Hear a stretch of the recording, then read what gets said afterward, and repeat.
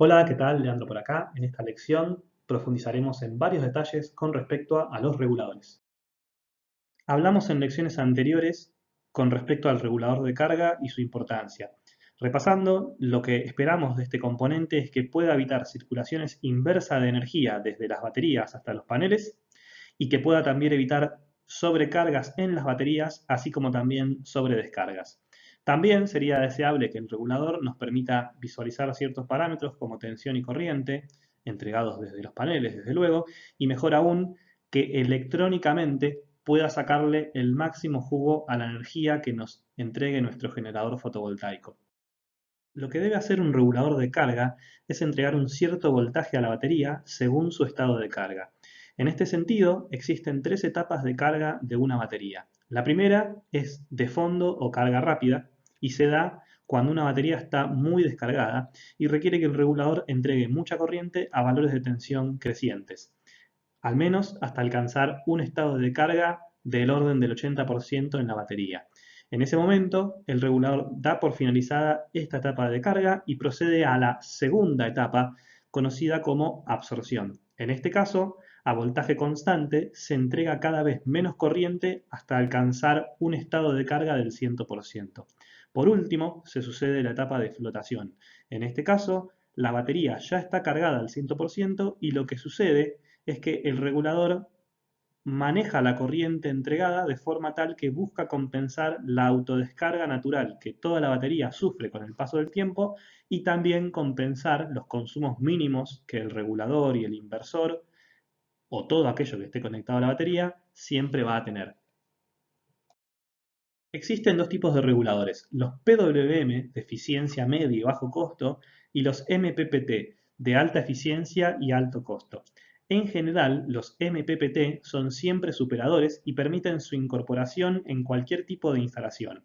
No obstante, por su alto costo, para ciertos tipos de sistemas se prefieren los PWMs como veremos enseguida.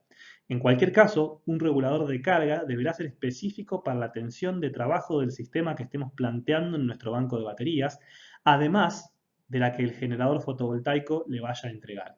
También el regulador deberá ser apto para la corriente de trabajo que vaya a manejar, tanto la que le vayan a entregar los paneles como la que vaya a entregar a los consumos conectados a él. Para instalaciones de corriente alterna, donde no haya consumos en continua, justamente la corriente de demanda desde las cargas hacia el regulador sería cero. Pero en el caso de corriente continua, estos consumos existirán y deben ser previstos dentro de la capacidad de corriente que tenga el regulador a la salida. Por último, también eventualmente podremos tomar decisiones sobre el regulador en base a criterios tecnológicos como otros aspectos de la instalación sobre los cuales iremos profundizando. En un típico regulador siempre vamos a encontrar 6 terminales, negativo y positivo de paneles, negativo y positivo de baterías y negativo y positivo de cargas en corriente continua, que en muchos casos no usaríamos. También vamos a tener como mínimo LED indicador del estado de carga de las baterías o en mejores casos un display con información sobre tensión en baterías, tensión en paneles, corriente circulante desde los paneles o corriente hacia los consumos, etcétera, diferentes variables según el caso. También vamos a contar siempre con agujeros de montaje o alguna otra dinámica de sujeción y en el caso de reguladores más grandes encontraremos disipadores de aluminio que siempre deberíamos encargarnos de mantener limpios para evitar sobrecalentamientos en el regulador en sí. En detalle sobre funcionamiento, lo que hace un regulador PWM es adecuar la tensión del panel a la que necesita la batería, abriendo y cerrando el paso de corriente, generando un valor de tensión eficaz según lo requerido. El inconveniente es que cuando el regulador está abierto y no permite la circulación de electricidad, esa es una fracción de segundo durante la cual la energía producida por el panel sencillamente se pierde, con lo cual PWM es un regulador que regula a expensas de pérdida de potencia y o energía.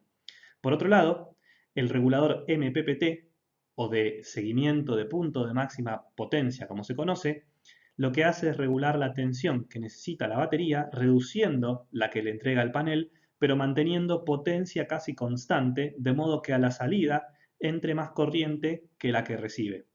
De esta manera regula casi sin pérdidas y a su vez, regulando de esta manera a potencia constante, puede llevar el panel a funcionar en su punto de máxima potencia mientras cumple con la tensión de carga en la batería que se necesite según el estado de carga de la misma. Desde el punto de vista de la curva ID, el regulador MPPT lleva al panel a funcionar en su punto de máxima potencia y al hacerlo lo aprovecha de forma máxima. Por el contrario, el regulador PWM opera en un rango inferior de tensión dentro de la curva ID, con lo cual la potencia que entregan es siempre menor. En sí, esto puede parecer fatal, pero en realidad en ciertos casos no lo es para nada. Por ejemplo, si cargáramos una batería de 12 volts con un panel de 36 celdas, la tensión en el punto de máxima potencia del panel sería 18 volts, pero en condiciones estándar. En condiciones reales de menos de 1000 watts por metro cuadrado y más de 25 grados centígrados en el panel, la tensión va a ser un par de volts menos y a su vez tendríamos medio volt de caída de tensión en el cableado aproximadamente, con lo cual en esta situación la pérdida por el regulador PWM no sería tan grande. La pérdida sí sería grande en casos donde la diferencia de tensión entre él o los paneles y la o las baterías sea grande, como por ejemplo podría pasar con módulos de 60 o 90 celdas. Por esta razón, estos módulos se utilizan más bien en sistemas on-grid y no off-grid, o eventualmente, si fueran a ser usados en sistemas off-grid, tendrían que ir acompañados de reguladores MPPT para que, si así no fuera, no sean mal aprovechados. Viendo ahora una hoja de datos del regulador PWM, es interesante ver cómo en este caso el regulador es multirango y por ejemplo es aplicable a sistemas de 24 y de 48 volts con reconocimiento automático. También podemos ver que tiene un consumo propio de 25 mA o menos, y esto siempre es bajo, y a su vez podemos ver que resiste, según modelos, corrientes de 30 A hasta 80 A con una tensión de entrada de hasta 72 volts. Adicionalmente podemos ver que resiste corrientes de salida de la misma magnitud que las corrientes de entrada según modelo, y esto en general es así, pero nunca debemos darlo por sentado y siempre hay que verificarlo contra datos si es necesario.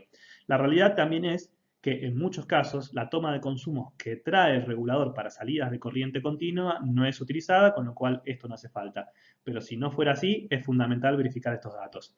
Por último, podemos ver que este regulador opera tanto con baterías de gel como de ácido y que nos informa rangos de tensiones de absorción y de flote, así como también el valor de corte ante descarga profunda de 11 volts, particularmente en este caso para un sistema nominal de 12 volts y de 22 para uno de 24 respectivamente.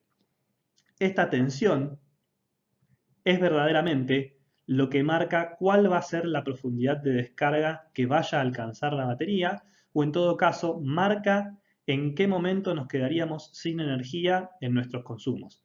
Este automatismo a veces es seteable por el usuario, pero hay que tener mucho cuidado cuando se lo haga porque si fuera mal hecho correrían riesgo las baterías. Lo fundamental es siempre dimensionar en base a profundidades de descarga apropiadas el banco de baterías.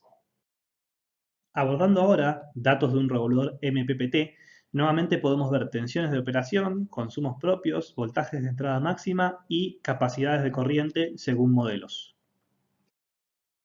Comparando ambos reguladores, un MPPT siempre va a ser más eficiente que un PWM. No obstante, también será siempre más caro y en términos de eficiencia no siempre es mucho mejor. En resumidas cuentas, un PWM está bien en muchos casos, por ejemplo, de paneles de 36 y 72 celdas con arreglos de baterías de 12, 24 o 48 volts.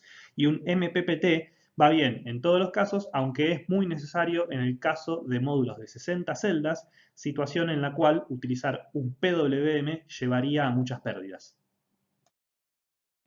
El regulador de carga se dimensionará en base a la máxima corriente del sistema, la cual se debe calcular como la corriente de cortocircuito del panel evaluada a la máxima temperatura histórica ambiental, multiplicada luego por la cantidad de paneles en paralelo, y luego a su vez se recomienda aplicar un coeficiente de seguridad del 10%.